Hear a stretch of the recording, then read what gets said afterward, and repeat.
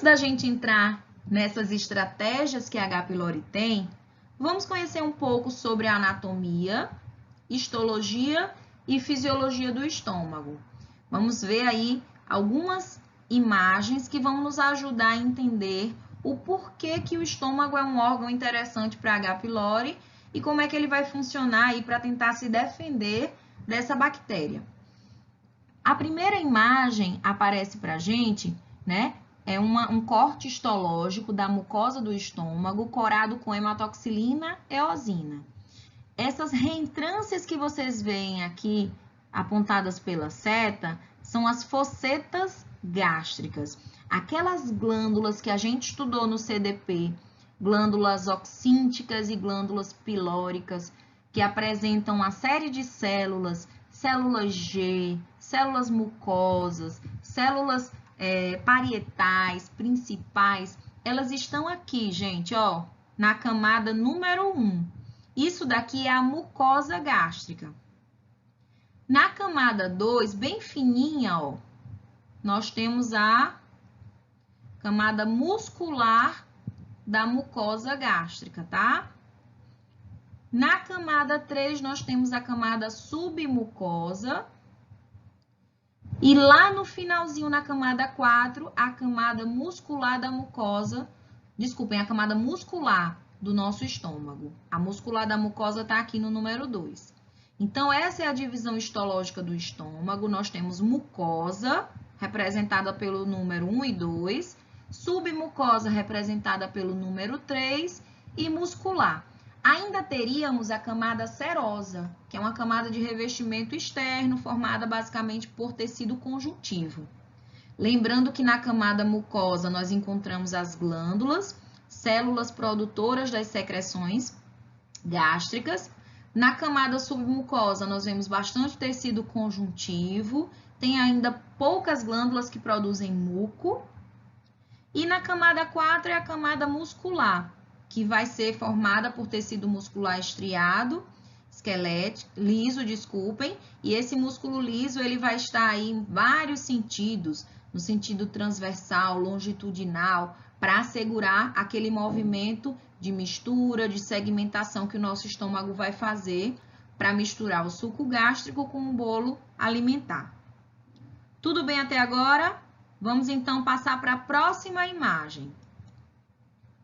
Essa imagem é uma imagem mostrando as porções anatomofisiológicas do nosso estômago. O esôfago, ele vem aqui por cima, né? E ele é um tubo que conecta a boca ao estômago. E o estômago é o prolongamento desse tubo do esôfago. Ele lembra, aí tem um formato de saco ou bolsa, tá? E ele tem algumas porções, ó. O fundo gástrico tá aqui em cima. O corpo do estômago está aqui no meio. Nós temos a região do antro piloro, né? E o canal pilórico. No iniciozinho do estômago, nós temos, no final do estômago, no final do esôfago, início do estômago, nós temos um esfíncter. E no final do estômago, início do duodeno, um outro esfíncter, tá? Aqui em cima nós temos a cárdia. E aqui embaixo, o esfíncter pilórico. E nessa última imagem, nós temos os sucos, né, gástricos do estômago e aquele muco que a gente estudou em CDP. Vocês observam um aspecto brilhante na imagem, né? Esse brilho é conferido pelo muco do estômago, que é um muco mais denso, é um muco formado por mucina, denso e que funciona como uma barreira de proteção. Imaginem, gente, que a H. pylori ela vai cair aqui dentro desse órgão, né? Ela vem, a gente vai ver mais na frente, mas ela vem na água, em alguns alimentos. E quando ela cai lá no estômago, junto com o bolo alimentar, a ideia é que ela se desloque, ó, e venha aqui para o antro piloro. Por isso que o nome dela é Helicobacter pylori, porque ela é encontrada nessa região do antro piloro, tá bom?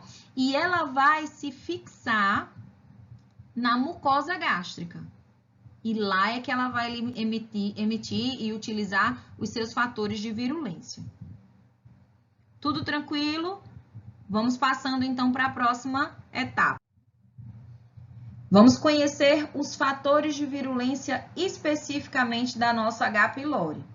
Temos uma lista de fatores de virulência.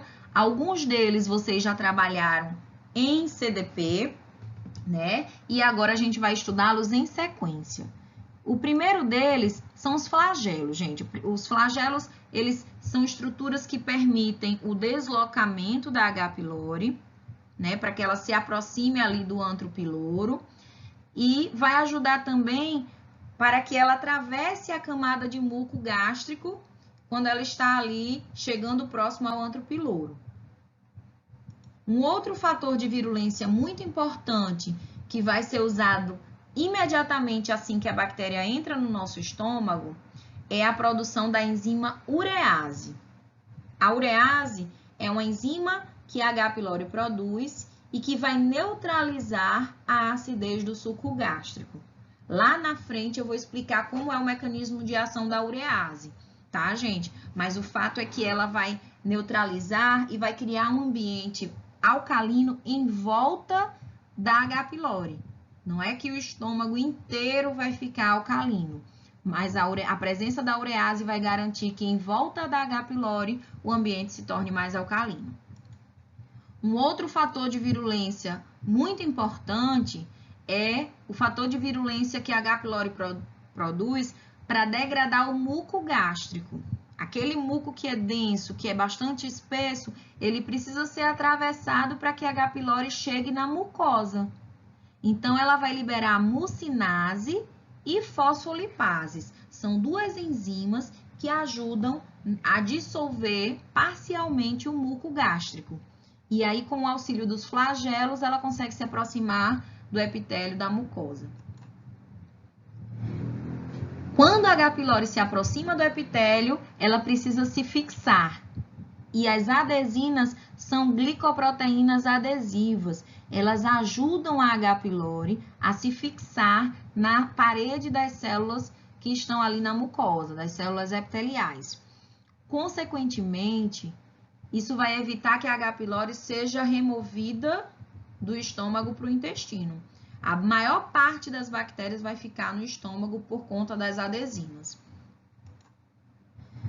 Superóxido dismutase e catalase são mecanismos de escape às nossas defesas. São considerados também fatores de virulência. Então, o superóxido dismutase, ele vai impedir a destruição fagocítica e a catalase é uma enzima que também vai evitar que a bactéria morra pela ação dos peróxidos. Eu vou explicar mais na frente também a catalase, assim como a urease. São dois fatores de virulência usados como parâmetro para diagnóstico de H. pylori. O último fator de virulência que a gente vai ver hoje é a liberação das citotoxinas. A H. pylori libera citotoxinas do tipo vaca e caga. São duas citotoxinas que vão induzir a vacuolização e morte das células epiteliais e o câncer. Então, uma vez que a H. pylori libera essas toxinas, o processo de deformidade, de morte e formação do câncer das células do epitélio vão ter início, tá? Ainda existem outros fatores que a gente está vendo aqui nessa lista. Tem artigos que falam em mais de 50 fatores de virulência. Então, aqui, para a nossa conferência, nós vamos focar nesses que eu destaquei. Existem 5 etapas entre a infecção por H. pylori e o surgimento de uma úlcera. A primeira delas é a fase ativa. Nela, as bactérias que estão no antro piloro são móveis, graças aos flagelos, e reduzem a acidez à sua volta devido à produção da enzima urease. Na segunda fase, que é a fase estacionária, as bactérias conseguem atravessar a camada espessa de muco, graças às mucinases e fosfolipases, e aí elas vão ficar aderidas à mucosa, graças às enzimas, né, no caso as proteínas adesivas, chamadas de adesinas. Lá na mucosa, elas vão obter nutrientes a partir das células epiteliais. Na terceira fase, que é a fase de colonização, as bactérias estão muito bem nutridas. Elas irão se replicar na camada de muco e voltam à mucosa para novamente obter nutrientes e liberar as suas citotoxinas. Essas citotoxinas são a vaca e a caga, que nós já conversamos anteriormente. Na fase inflamatória, nós temos um processo que é comumente conhecido como gastrite. Se for causada por H. pylori, essa gastrite vai ser crônica e é causada pela liberação de interleucina 8 pelos leucócitos. As células epiteliais danificadas pelas citotoxinas serão destruídas e um processo inflamatório vai ser iniciado. Na quinta e última fase, quando a barreira epitelial é destruída, vai haver a ulceração, graças à ação do suco gástrico, da pepsina, né, naquela parede mucosa. E quando essa lesão vai se aprofundando a partir da submucosa, nós chamamos essa lesão de úlcera. Essa úlcera pode ser sangrante, caso atinja um vaso importante, e aí vai gerar mais inflamação e sangramento aí gástrico, né? Vômito seguido de sangue, chamado de hematêmese. Nessas duas imagens aqui embaixo, vocês conseguem visualizar na da esquerda um aspecto macroscópico, né, a partir da endoscopia, de um estômago com gastrite crônica. E do lado direito, o aspecto macroscópico de uma úlcera.